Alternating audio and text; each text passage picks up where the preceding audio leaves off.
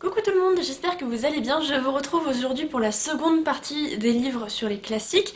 Dans la première partie, je vous parlais des livres des classiques que je préférais et j'avais posé la question pour savoir quels étaient vos livres classiques préférés. Vous avez été nombreux à me répondre et je vous en remercie parce que du coup ça m'a donné des idées un peu aussi pour faire cette vidéo. Et on se retrouve aujourd'hui dans la seconde partie pour vous parler des livres classiques que j'aimerais beaucoup découvrir cette année.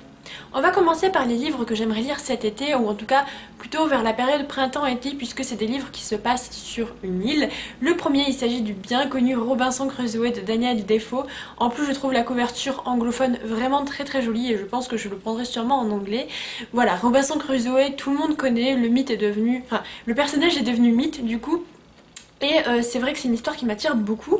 J'avais pu lire l'adaptation de Michel Tournier donc au collège avec Vendredi ou la vie sauvage et j'aimerais beaucoup découvrir un peu le récit original. Voilà, je ne sais pas trop quoi vous dire d'autre sur ce récit, à part qu'il me semble vraiment fondateur de la littérature et de notre imaginaire un peu collectif sur le mythe de l'île déserte, etc. Et il me semble vraiment très chouette de l'aborder. Et le second livre qui a un rapport assez proche avec lui, il s'agit de L'île mystérieuse de Jules Verne, avec sa sublime couverture encore une fois, qui m'a donné envie grâce au club lecture de Mango and Salt, donc de Victoria, qui l'a lu en janvier je crois, et donc tout le monde s'était mis à le lire. Je ne connaissais pas cette œuvre de Jules Verne, et c'est vrai que j'aimerais beaucoup le découvrir. C'est l'histoire de 5 naufragés qui sont plutôt de toutes les classes sociales, il me semble qu'il y a un scientifique, qu'il y a un ancien prisonnier, voilà, il y a tout un panel de gens, je suis pas très sûre de ce que je dis, mais il me semble, et donc ils vont arriver sur cette île, ils vont devoir faire face à des événements mystérieux, et j'ai hâte de pouvoir le découvrir. C'est un sacré pavé, mais je pense que vers l'été j'aurai plus de temps, donc ça me fait pas spécialement peur. Ensuite, les deux autres livres que j'aimerais beaucoup découvrir qui sont des classiques plutôt contemporains. Le premier, il s'agit d'American Psycho de Bret Easton Ellis. C'est vrai que j'en entendais pas énormément parler avant d'aller à la fac, j'avais vraiment le titre de nom, mais les professeurs me l'ont souvent conseillé. Alors je sais pas trop non plus de quoi ça parle puisque le résumé de la quatrième couverture me semble assez flou et assez opaque, mais il me semble que c'est un peu les déboires d'une Amérique assez sombre et assez critiquée, et donc c'est une œuvre que j'aimerais beaucoup découvrir. Ça a l'air d'être un livre un peu effrayant, d'après ce que j'ai compris, en tout cas vu la couverture et le résumé qu'il y avait à l'arrière, et c'est une œuvre que j'aimerais beaucoup découvrir. Voilà, le titre me semble assez emblématique aussi. Si vous l'avez lu, n'hésitez pas à me dire ce que vous en avez pensé, je serais très curieuse de le savoir. Et le second titre, plutôt contemporain, que j'aimerais découvrir, il s'agit de Ne tirez pas sur l'oiseau moqueur de Harper Lee. Là aussi un grand classique que j'ai hâte de pouvoir découvrir puisqu'on m'en parle beaucoup, et même si l'histoire me parle moins, si l'histoire me parle moins, en tout cas les avis qui s'en retournent sont vraiment toujours très bons. J'ai deux amis très proches de moi à la fac qui l'ont lu et qui l'ont adoré, donc je leur fais confiance sur leur avis, et voilà, j'ai très envie de le découvrir à mon tour.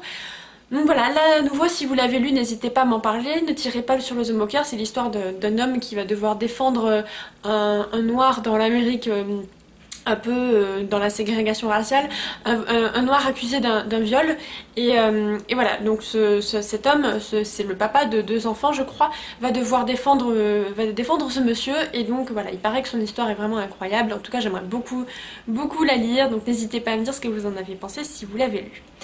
Enfin, je passe à des auteurs plutôt de l'époque du 19e, il me semble, si je dis pas de bêtises. En tout cas, il y en a un, je suis sûre, l'autre un peu moins.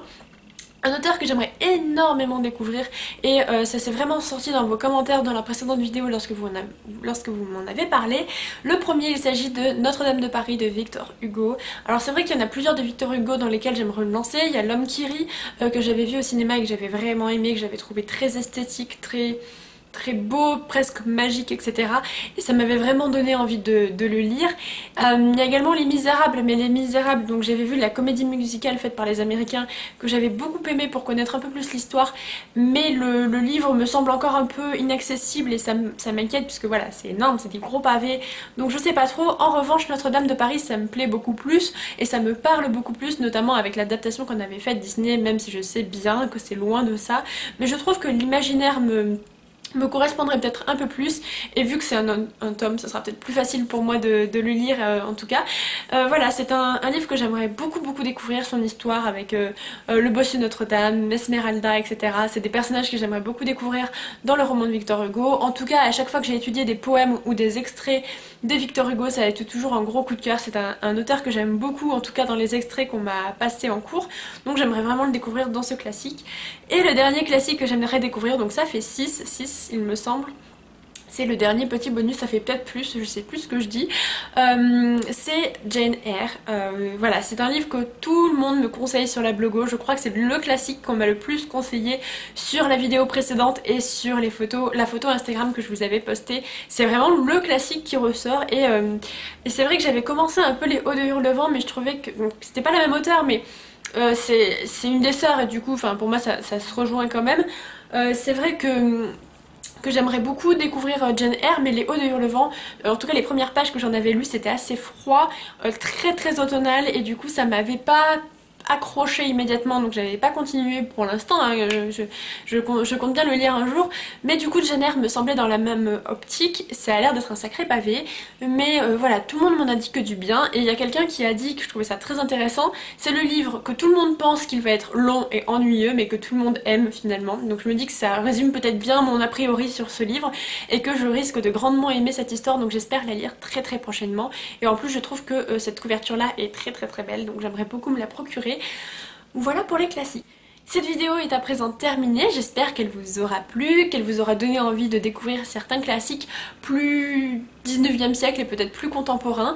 En tout cas, n'hésitez pas à me dire vous quels sont les classiques que vous aimeriez lire prochainement, ou quels classiques vous semblent ennuyeux mais que tout le monde adore. Ça peut être intéressant. En tout cas c'est mon cas pour Jane Eyre, tout le monde me le conseille mais pourtant il semble pas hyper attractif, mais bon voilà, je vais dépasser ce préjugé en tout cas. En attendant, moi je vous retrouve dans une prochaine vidéo, faites de bonnes lectures, bye.